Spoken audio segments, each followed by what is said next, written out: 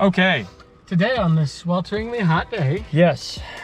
We are in Caesar's dope-ass Lexus RCF, which I absolutely love. I do too. Carbon fiber. Alcantara. We got all kinds of interior bits that we're going to be installing. But first, we're going to talk about, we have a shift boot, which I think this is a factory Lexus shift boot. Oh, nice. For Toyota, because it has remnants of a sticker from something, probably Toyota Motor Corporation in Japan. So we have a nice little shift boot with the little clippy guy for the shift knob. Caesar's trying to move over towards red stitch and black. Yeah. Or black stitch and red, like this. Yeah. And the factory shift knob and boot are the blue and white, which I think is specific to the RCF. Yeah, I don't think that that's anything. Maybe an F Sport will get it too, but yeah, maybe. But like you can see, there's blue stitch here, and there's blue and white on the steering wheel. Yeah, so we're gonna kind of be slowly replacing all these components. And to start off with, we have a little boot. Little shifty boot. Oh, jeez. Little shifty knob. With a washer. We'll set that there for you. Yeah, that's important. Yeah, I think so. We don't know yet. Anyways. And a nice little shift boot. Same thing as this, but red stitch. Yeah, basically just a little switch over. So the good part is we can start this pretty quickly. Here you go. Yep. He's not coming up here, he's fine. Fantastic. So to start this, you can see we have the little grippy guys here. So you're gonna grab your boot and just kind of, until I'm tired. There you go. Pull down. Yep. Fortunately, these are threaded, so you're gonna then just, very easy. Much like a manual car. I've always loved these types of transmissions where you don't have a push button. I think this is an 8x1. 8x1.5. Which means the ARC could go on here. It might be 8x1.25. Maybe Toyota automatic transmission. Well, that's what it was on. Yeah. It was a Toyota automatic transmission. ARC shift knob would be awesome. Just saying. Wouldn't clip with the boot, but... No. Yeah. But now to get this boot out, we need to suffer. And when I say suffer, what I mean is there's these side panels, and we gotta pop these. It's this panel right here, I believe, or down here, one of these. And then we pop those out, and we pop this piece out. And then we disassemble all this to get this panel out. Okay, so while I hand Indy the effing screwdriver, the leather panels that we had here earlier, you can slip a pry tool, something like this. You can take a look. Under about this area, you'll just pry it and it'll just pop out. Pretty straightforward. And from there, you're gonna have two 8 mil or P2 Phillips head bolts that'll be right here. Pop those out. Then from there, you're gonna have a little tab in here on both sides. It's kind of a weird tab. Yeah, it's like a tooth. It's like a tooth that locks in. You're gonna push it. Yeah, there you go. Let's see what it looks like. So you push it this way in and then simultaneously lift. Now, for the record, this thing is in here tight. It's gonna feel like it does not want to come out. You're gonna be very frustrated. Yes. So you're gonna grab from here about. Yeah. And pop to get this clip out right here. And then you're gonna struggle and just yank that really hard.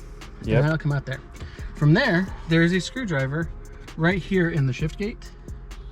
There's a little screw right there that goes in, like literally right where my finger is, and goes in right here. You need to take that out, and then we are going to shift this thing into neutral, and that should allow us to lift this out of here. So we're going to get it out, and then we'll be right back. Yep. Okay, we're less mad now because the car's on. Yeah, the AC is running. Yeah. So we have the car on. We've shifted it into neutral. We've lifted it. Just put that back in the park. Yeah, true that. Up and out. We are in a wheel chock, by the way. If you shift into neutral, maybe you want to. We're also on a hill, so yeah, safety first. So we have 4 screws. Well, it looks like there's 4. There's 1, 2, 3, 4. I was watching a video I can't actually find anymore of someone who did this, and we may have to kind of unscrew a couple other little things and pop them out of the way. Yeah. But we will let you know. Basically, take some screws out. Hope we don't have to take all the screws out. I hope it's just those 4 for real. Well, I think it is, but I think like this one's kind of half blocked, and you know what I mean. We'll unblock it with our minds. Sounds enticing. So enticing. Remember when I said heat makes you delirious? Okay, so unfortunately we had to undo a couple more things that we wanted to, but they're all P2s, so pretty easy. Phillips head. And then from there, you've got the piece out. You just pry it off. So real quick, just so you know, this is the way this goes, right? Because you can see smaller spots right there, larger spots right there, which means this is the front of the car, from the car. And the stitching goes all the way to the top on the back, does not go all the way to the top on the front. Correct. Same with the new boot. Yes, the So new that's boot. Important to orient all the way this to the right top way. on the back, not all the way to the top on the front. Now, when you undo this, you kind of like pry this a little bit, and it'll pop like a side out, because it's literally just like sits in there. Oh, I see. Yeah. So if you want to hand me the new boot that you just dropped, What are you talking about? I'm just gonna put that like that, so I'm even like more prepared, you know. And then we'll go ahead and just push this into this. Yeah, this really doesn't clip in with like any force. It just has these little like tab. Yeah. I think. Then you just squeeze it, right? There we go. Yeah. And that's in. So now we're going to slot this guy back in here. Go. There we go. Root tug, and it's down. So now we can put 1, 2, 3, 4 back in.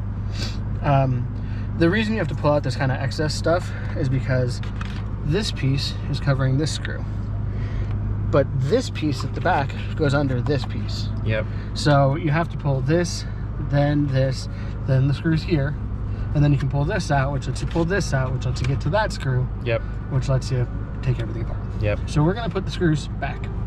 We will do that and start reversing our steps, basically. Pretty much, yeah.